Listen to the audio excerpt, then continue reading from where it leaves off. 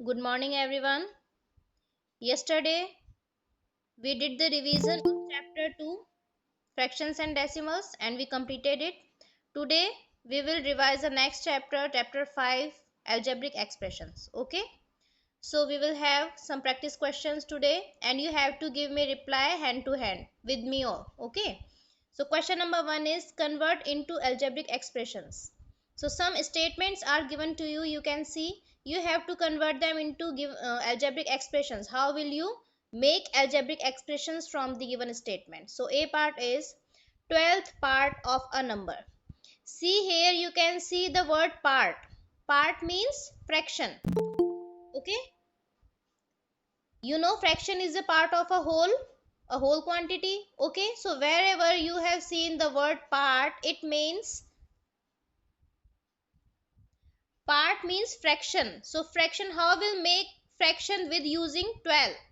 12 को यूज करके फ्रैक्शन कैसे बनाएंगे? It will B 1/12. Okay.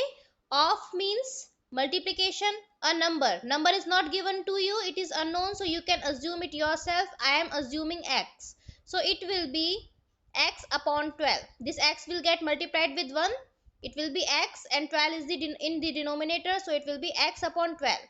So it is the 12th part of a number. Part means always a fraction. 4 times a number. 4 times a number. Yes, very good, Palak. 4 times. 4 times means multiplication. A number means you can assume it yourself. आपको number दिया हुआ नहीं है ना, यहाँ पे कोई भी वेरिएबल गिवन नहीं है, तो आप अपनी तरफ से मान सकते हैं. I am assuming y, so it will be 4y simply. Okay. 5 is added to 6 times a number y. What will it be? Just go word by word. एक एक वर्ड को देखते हुए चलना है. 5 is added means addition sign will be there. 2 किस में add कर रहे हैं? 6 times means 6 into a number y. Okay, it will be 5 plus 6y. Very good. Fine.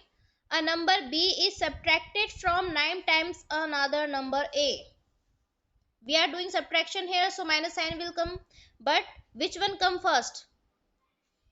A number b वो नंबर है जिसे हम सब्ट्रैक्ट कर रहे हैं.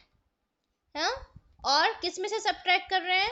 9 टाइम्स अनदर नंबर ए. सो जिसमें से सब्ट्रैक्ट कर रहे हैं उसे पहले लिखेंगे. 9 times means you know multiplication. Another number variable is given here A, so write it A. Subtraction हो रहा है तो minus sign will be there, and what we are subtracting? B, the other variable. So it will be simply 9a minus b. Yes, very good, students. See here, whenever the word times comes with the whole number, it means multiplication. Times जो word आपको दिया जाएगा वो हमेशा whole number के साथ दिया जाएगा बेटा, ठीक है. और फ्रैक्शन के साथ जो आपको मल्टीप्लिकेशन के लिए वर्ड दिया जाएगा दैट विल बी ऑफ. ये देखिए ऑफ. यहाँ फ्रैक्शन था ना 12th पार्ट, तो उसके साथ में टाइम्स नहीं देंगे, उसके साथ में ऑफ देंगे, तो ऑफ का मल्टीप्लिकेशन होता है. देन होल नंबर है तो उसके साथ में टाइम्स, टाइम्स भी क्या होता है? मल्टीप्लिकेशन. ठीक है, समझ में आ गया? You will not use the word multiplication here. देखिए नेक्स्ट क्वेश्चन क्या है. नेक्स्ट क्वेश्चन में आपको स्टेटमेंट्स में कन्वर्ट करना है. Convert into statements. Algebraic expression is given to you. आपको इससे स्टेटमेंट बनाना है. स्टेटमेंट कैसे बनाएंगे? देखिए, फ्रैक्शन गिवन है, इसको कैसे लिखेंगे? 3/4 पार्ट. 3/4 पार्ट. ओके, फ्रैक्शन है तो वो पार्ट होगा ऑब्वियसली. मैंने आपको बताया था टाइम्स वर्ड यूज नहीं करेंगे यहाँ पे, फ्रैक्शन के साथ में पार्ट वर्ड यूज करते हैं. ऑफ x और 3/4 मल्टीप्लाई हो रहे हैं ना, इसको मैं कैसे लिख सकती हूँ? 3/4 into X. They are getting multiplied, so multiplication means of. Fraction है तो ऑफ लिखेंगे, अगर होल नंबर गिवन होता तो टाइम्स लिखते. ठीक है, मल्टीप्लीकेशन वर्ड यूज नहीं करना है आपको यहाँ पर. ठीक है, 3/4 पार्ट ऑफ एक्स सिंपली. ठीक है, 3/4 part of x. It will be this. Okay, so b and c part. B part is y minus z, c part is 7a plus 2b. Both of parts you will do yourself. कैसे करेंगे बेटा? y minus z means simply it will be z is subtracted from y, a number z is subtracted from another number y, z को y में subtract कर रहे हैं। Second में यहाँ देखिए ये 7 और a मल्टीप्लाई हो रहे हैं ना आपस में, 2 और b ये भी मल्टीप्लाई हो रहे हैं। तो मैंने आपको बताया होल नंबर के साथ जब भी वेरिएबल मल्टीप्लिकेशन में आएगा, होल नंबर के साथ जब भी वेरिएबल मल्टीप्लिकेशन में आएगा तो टाइम्स वर्ड यूज करना है। आप ये यूज नहीं करेंगे कि 7 is multiplied by a added to 2 multiplied by b, no. आप कैसे यूज करेंगे, टाइम वर्ड यूज करेंगे। 7 times a is added to 2 times a number b. Okay, 7 times a number a is added to 2 times a number b. Fine. So both of these parts you have to do yourself. Then question number 3. Question number 3 is identify like terms. Some terms are given to you. You have to identify which terms are like terms. Okay. So to find the like terms, you know we have to see just variable part. Variable part means variables should be same and their powers should be equal. Variables जो है वो same होने चाहिए, उनकी powers equal होनी चाहिए। ठीक है, देखिए 11a cube b, 15a square bc and 9ab cube. Who will tell me which are the like terms here? Beta, in these three terms no term is like term. Why? Constants you don't have to see. Constant हम देखते ही नहीं है जब भी like terms find करते हैं. We just have to see the variable part. Okay, so you can see a and b, two variables are present here. Here three variables are present, तो variables तो same हुए ही नहीं। A B और A B, ये सी भी यहाँ पर अगर होता तो हम इसको कंसीडर कर सकते थे, बट सी यहाँ नहीं है, यहाँ पे ये एक्स्ट्रा दिया हुआ है, तो ये दोनों लाइक टर्म्स नहीं है। अगेन यहाँ पे A B C three variables है, यहाँ ए बी सिर्फ टू वेरिएबल्स हैं, सो ये भी लाइक टर्म्स नहीं है। Now we talk about first and third term. आप लोग कह रहे हैं लाइक टर्म्स हैं, they are not like terms. A and B variables are same, you can see दोनों में वेरिएबल सेम है ना, बट बेटा we have to see not only variables but also there powers. उनकी पावर्स भी देखनी है आपको, पावर्स भी इक्वल होनी चाहिए। ए की पावर कितनी है यहाँ 3, यहाँ ए की पावर कितनी है ओनली 1। अगर कोई भी पावर ऊपर लिखी हुई नहीं होती है तो वो क्या होती है, पावर 1 होती है, उसका मतलब होता है उस वेरिएबल की पावर 1 है। तो यहाँ a की पावर 3 है, यहाँ a की पावर 1 है, पावर्स आर नॉट इक्वल। ठीक है, यहाँ b की पावर अगेन 1 है, यहाँ b की पावर 3 है, यहाँ भी b की पावर दोनों टर्म्स में इक्वल नहीं है, so no like terms are there. No like terms, और you can say all terms are unlike terms. Okay, in these terms you can see x y z and minus 14 y z x are like terms. How? Because they are having same variables with same powers। देखिए x y z तीनों variables इसमें present हैं, और minus 14 Y Z x इसमें भी तीनों variables present हैं, x y और z, x y and z, बस उनका सीक्वेंस चेंज कर दिया मल्टीप्लिकेशन में। तो आप जानते हैं मल्टीप्लिकेशन जो है वो कम्यूटेटिव होता है ना, उसमें अगर आगे पीछे मल्टीप्लाई कर दिया जाए वेरिएबल्स को या नंबर्स को तो कोई फर्क नहीं पड़ता है। तो they both are same, X Y Z and Y Z X both are same. Constant हमें देखना ही नहीं है, पावर सभी की 1 है तो पावर्स भी इक्वल है, means which are the like terms X Y Z and minus 14yzx. Fine. Now next 6yz square and 8yz square are also like terms because yz and yz variables are same and their powers are also same. What will be the next pair of like terms? 6yz square and 8yz square. Fine. So in this way you have to find which are the like terms in the given terms. Okay. C and D part you have to do yourself. I will tell you how to solve them. देखिए 2x square y minus 4xy square xy square, don't get confused here like both of these terms. ठीक है, आपको powers अच्छे से check करनी है बेटा। xy variables are same in the three terms but their powers are not same. See यहाँ x की पावर 2 है, यहाँ x की पावर 1 है, तो ये दोनों तो अनलाइक टर्म है, लाइक टर्म्स नहीं है। इन दोनों में देखिए यहाँ x की पावर 1 है, यहाँ x की पावर 1 है, इक्वल है। यहाँ y की पावर 2 है, यहाँ भी y की पावर 2 है, सो ये भी इक्वल है। इसका मतलब सेकंड और third term will be like terms. Constant नहीं देखना है। xy square both are like terms. In the d part 9yz 4zy and 7yz are like terms. ठीक है, यहाँ भी देखिए सीक्वेंस चेंज किया हुआ है वेरिएबल का, so don't get confused.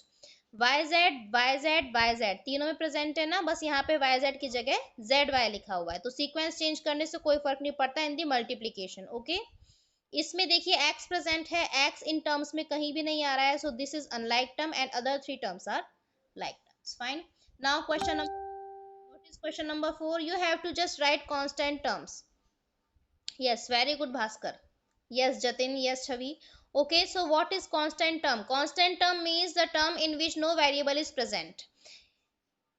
3x square plus 4x plus 2. In the first and second term, you can see variable is there. In the first term, x square is the variable. In the second term, x is the variable. But in the third term, no variable is present, so it is the constant term. So constant term will be 2 here.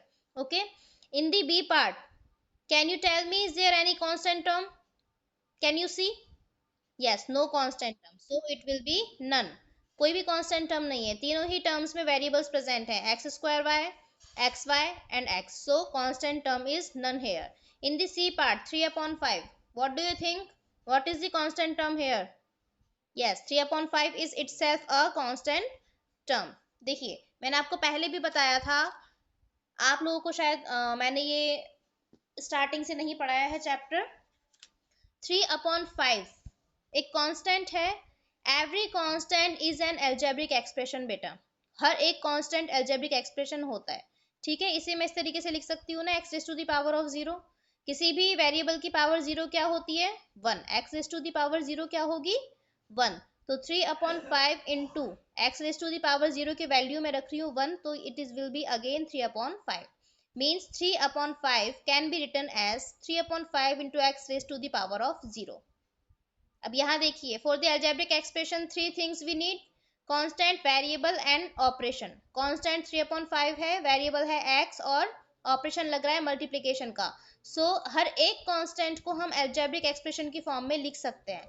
So 3/5 is itself a an algebraic expression. अगर ये algebraic expression है तो इसमें constant एक ही term given है और वो भी constant term है क्योंकि कोई variable present नहीं है. So 3/5 is the constant term. D part you have to do yourself. Yes, it is 8. In the fifth question you have to classify following on the basis of terms and degree. आप जानते हैं two methods में या दो तरीके से algebraic expression को classify किया गया है. एक तो उनके टर्म्स के बेसिस पे, एक डिग्री के बेसिस पे.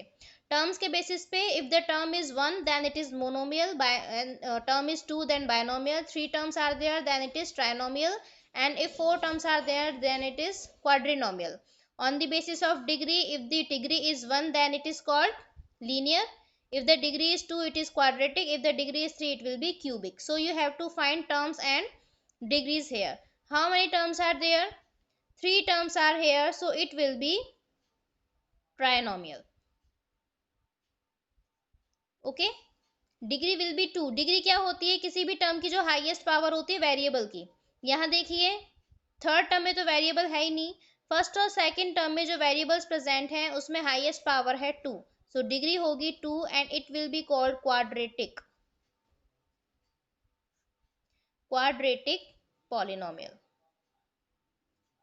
Fine, it is quadratic polynomial. जब भी डिग्री 2 होती है किसी भी algebraic expression की, it will be called quadratic polynomial. Okay, now B part, 5abc, how many terms are here?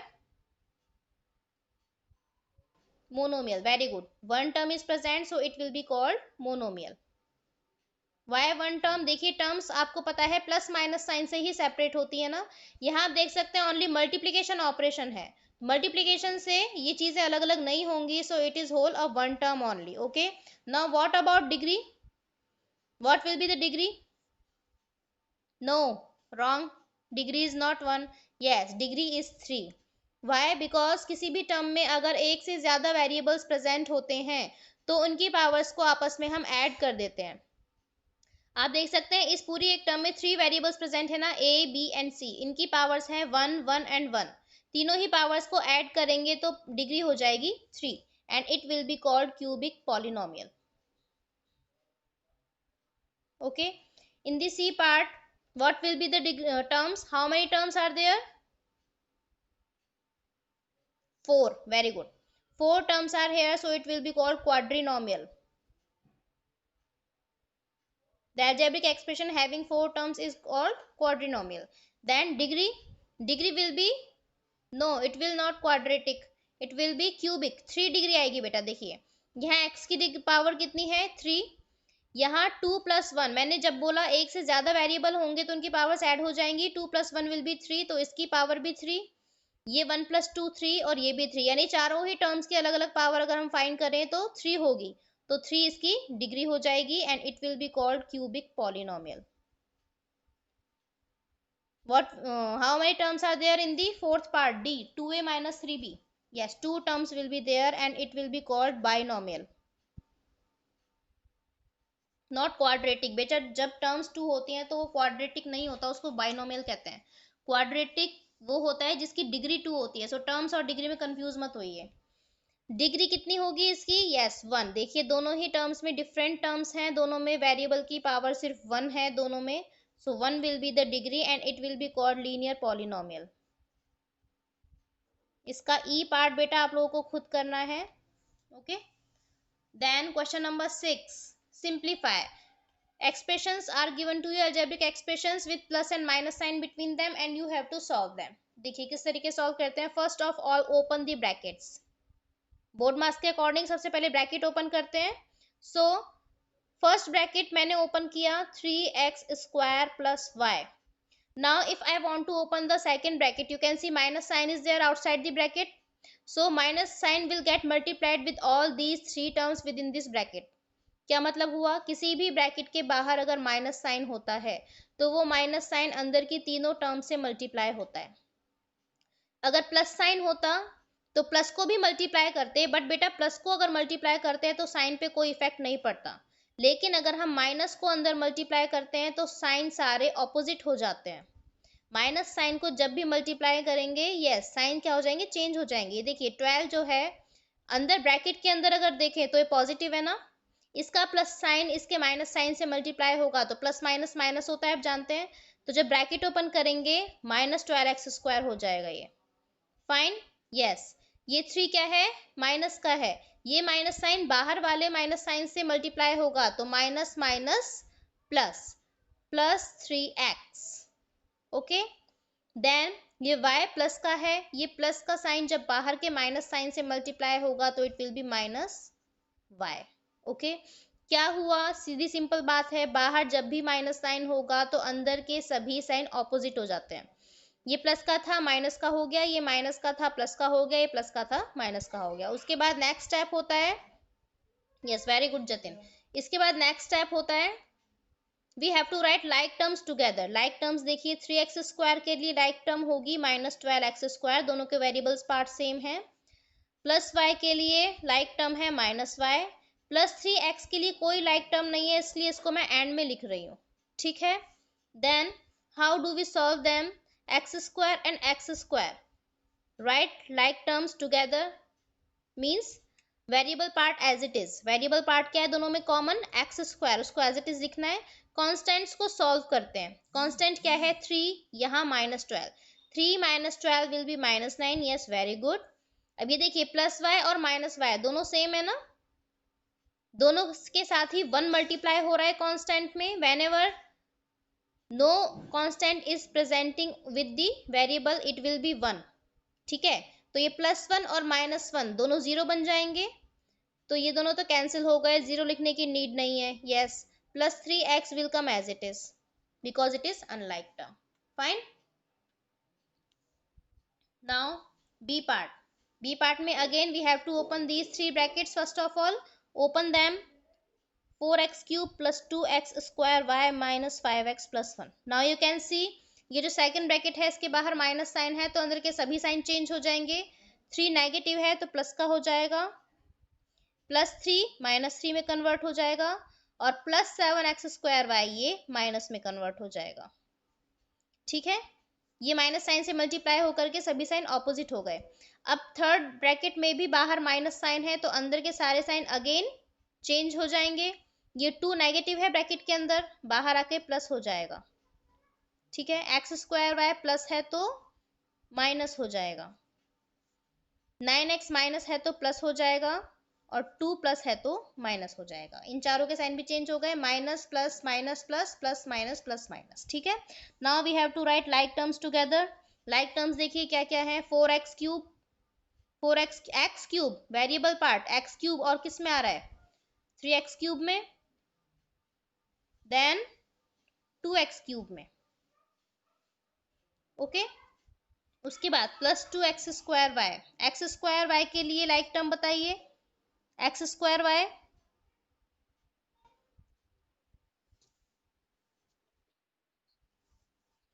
-7x square y। whenever you write the term, write it with its sign।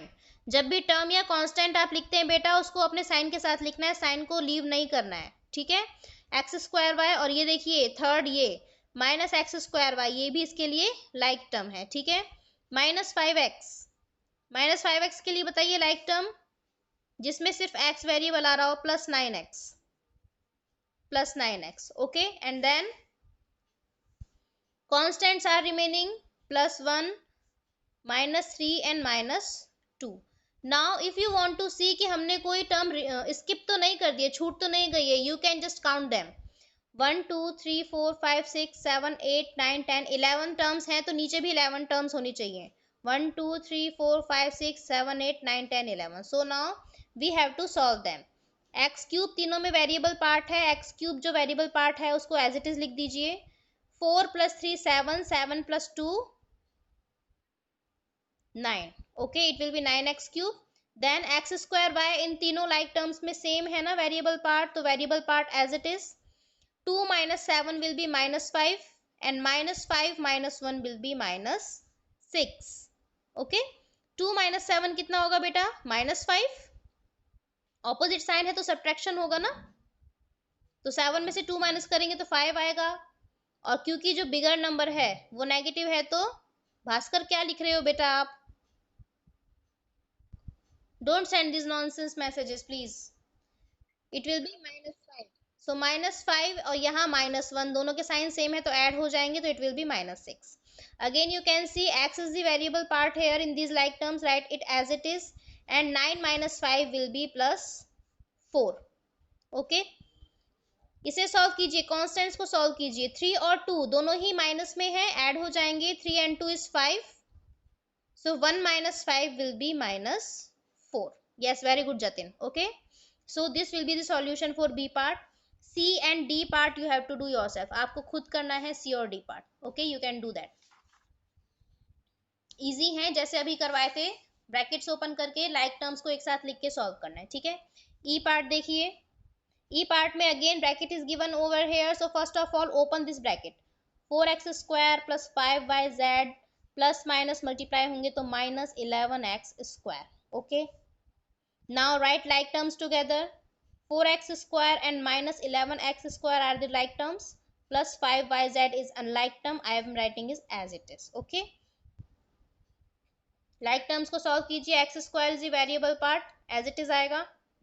4 - 11 will be -7, and plus 5yz will be as it is। so this will be the answer for this given question। okay, now question number 7। 7 question में क्या करना है आपको, find value of given algebraic expressions.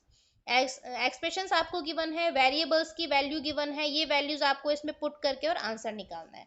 तो 4x, इसको सबसे पहले simplify करके मैं लिखूंगी। 4x means 4 into x, 5y means 5 into y, and plus 3।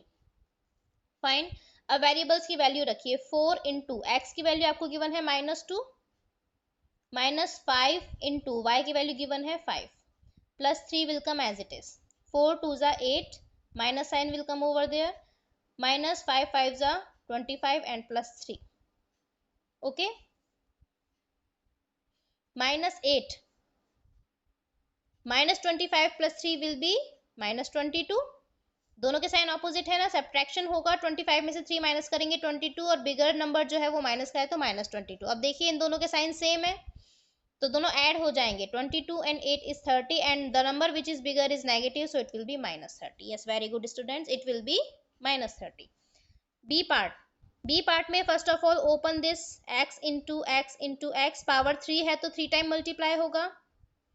3 into x square means x into x, y multiply हो रहा है, 3 into x into y square means y into y, power 2 है तो 2 टाइम्स मल्टीप्लाई होगा खुद से, और यहाँ पावर 3 है तो वाई 3 टाइम्स मल्टीप्लाई होगा खुद से। ठीक है, ये अभी मैंने ओपन करके लिखा है, अब आपको सिर्फ वैल्यूज पुट करके आंसर निकालने हैं। एक्स की वैल्यू गिवन है -2, -2 इंटू -2 इंटू -2, बेटा आप लोग भी सॉल्व कीजिए साथ में और मुझे आंसर बताइए।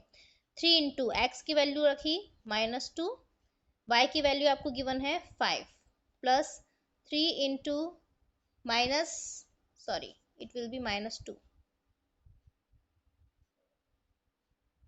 -2, ओके।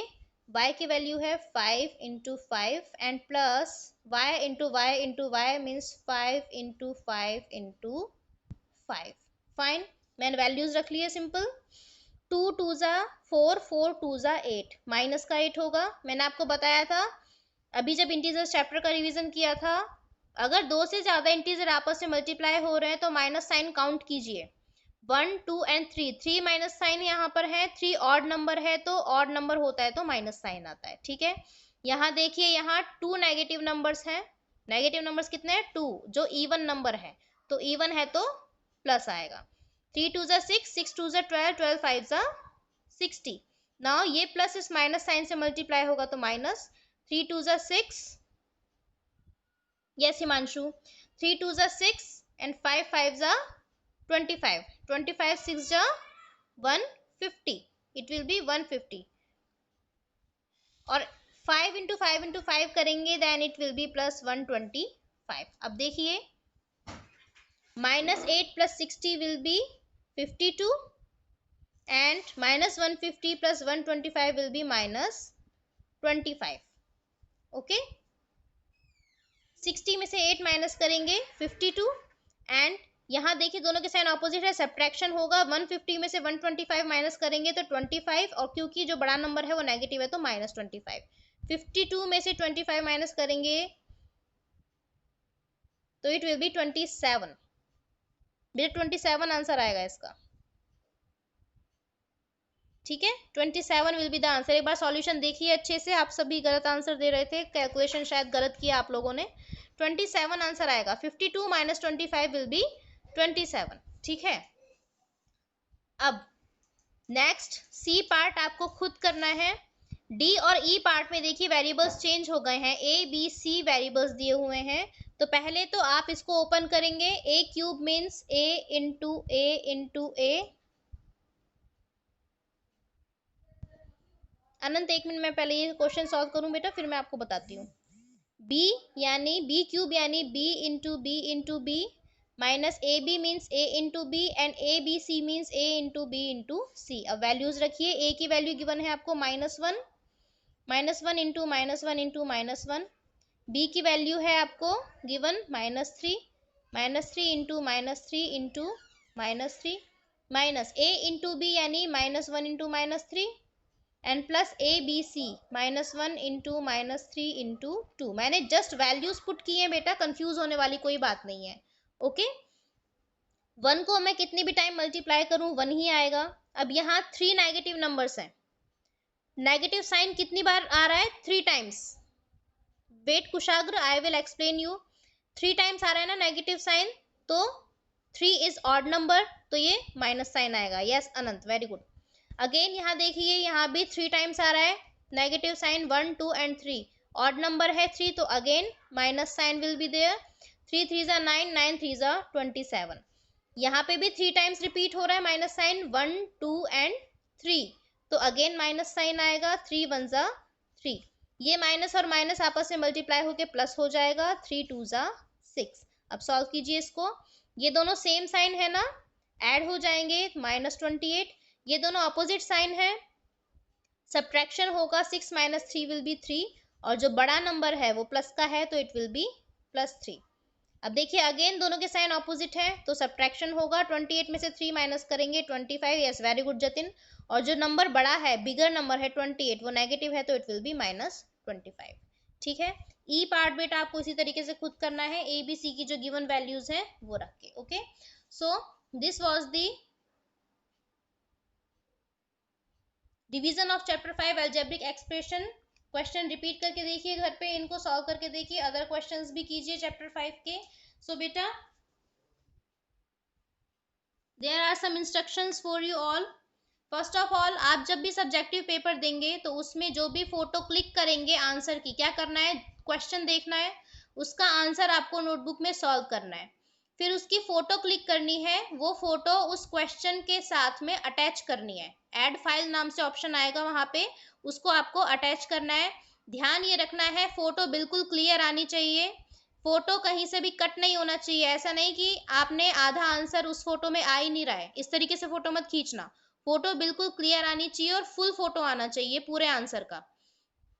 सेकंड थिंग, क्लियर अगर फोटो नहीं होगी, मुझे कुछ भी दिखाई नहीं देगा, तो मैं मार्क्स नहीं दूंगी।